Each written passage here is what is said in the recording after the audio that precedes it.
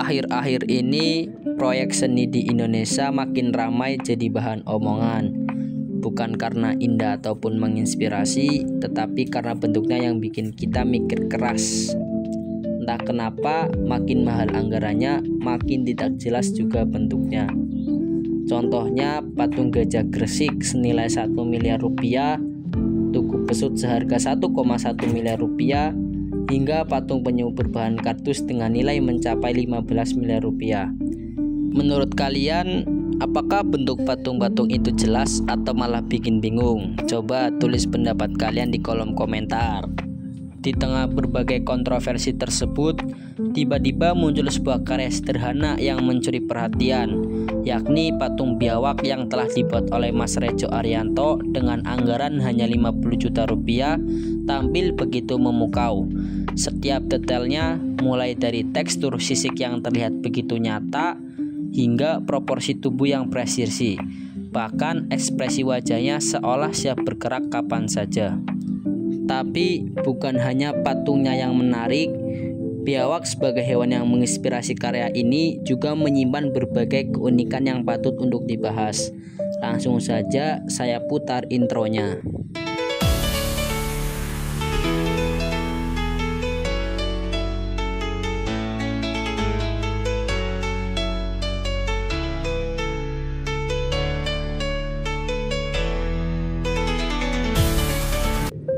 Biawak air Asia atau Varanus salvator adalah salah satu spesies biawak terbesar di Asia Tenggara dengan 5 subspesies yang sudah diidentifikasi.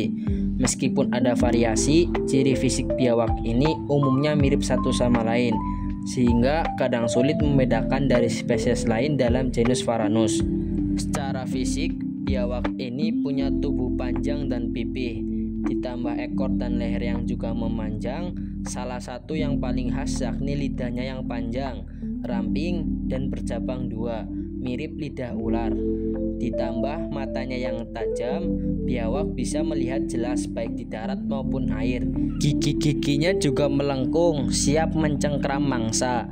Kulitnya dilapisi sisik kecil dengan pola rapi, terutama di bagian perut. Dan yang lebih keren lagi, biawak ini punya organ pineal di kepala. Bukan buat pamer, tapi untuk ngatur ritme biologis mereka, kayak jam biologis internal. Dengan tubuh yang kuat dan cakar tajam, biawak air Asia ini memang spesialis bertahan hidup, baik di darat ataupun air. Ada 4 subspesies dari Varanus salvator. Yang pertama, Varanus salvator salvator. Biawak ini sering ditemukan di Sri Lanka dan India Utara. Ciri khasnya, kepala berwarna coklat kehitaman dengan 2-3 garis terang melintang di moncong, serta punggungnya berwarna hitam dengan 5-6 baris transversal bintik terang dan garis-garis terang tipis di antaranya.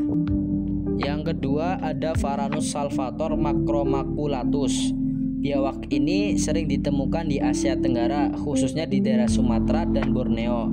Ciri khas dari biawak ini yakni kepala berwarna gelap dengan 1-3 garis terang di moncong, serta punggungnya gelap dengan 4-7 baris transversal bintik. Sebagian besar berupa bintik terang, kadang-kadang terlihat pola marmer. Yang ketiga ada Varanus salvator andamanensis. Biawak ini ditemukan di Kepulauan Andaman. Ciri khasnya kepala berwarna gelap. Pada anakan terdapat 2 pita terang di moncong, serta warna punggungnya gelap, kadang dengan bintik kecil membentuk 6 baris transversal di anakan. Subspesies yang keempat yakni Varanus salvator bivitatus. Spesies biawak ini sering ditemukan di Kepulauan Jawa dan Kepulauan Sunda kecil.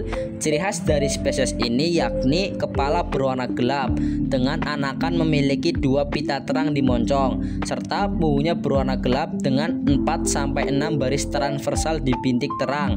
Barisan awal bisa tampak sebagai silang. Sebagai predator karnivora, biawak air Asia memiliki tipe makan yang beragam. Mereka memburu serangga, burung, katak, hewan pengerat, dan juga ular. Di Thailand dan Malaysia, biawak air juga diketahui memangsa kepiting dan ikan. Mengenai bahaya, biawak air Asia memang memiliki bisa, tapi tidak membahayakan manusia. Mereka cenderung jinak dan jarang menyerang kecuali untuk membela diri. Namun, perlu diingat bahwa gigitan mereka bisa menyebabkan luka dan infeksi bakteri, sehingga perlu penanganan medis cepat. Biawak berkembang biak di antara bulan April dan Oktober. Setelah kawin, butuh waktu sekitar 1 bulan bagi betina untuk bertelur. Semakin besar betina, semakin banyak telur yang dapat dihasilkan. Betina bertelur di tumbuhan yang membusuk, biasanya di batang kayu atau tunggul pohon. Rata-rata satu sarang berisi sekitar 10 butir telur anakan biawak. Bergantung pada suhu di dalam sarang, telur-telur tersebut dapat menetas dalam waktu 6 hingga 7 bulan.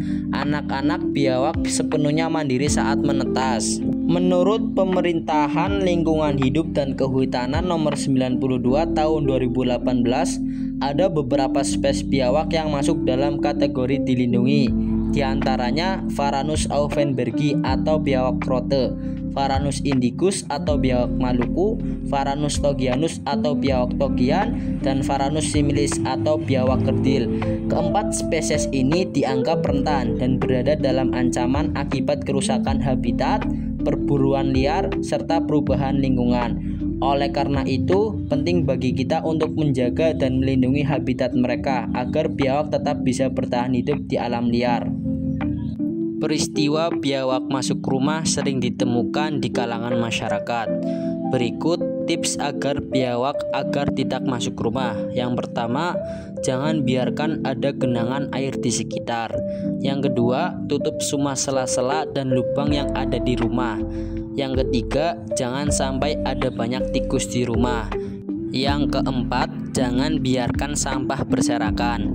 Dan yang terakhir yakni bersihkan rumah secara rutin. Berikut tips supaya biawak tidak masuk rumah.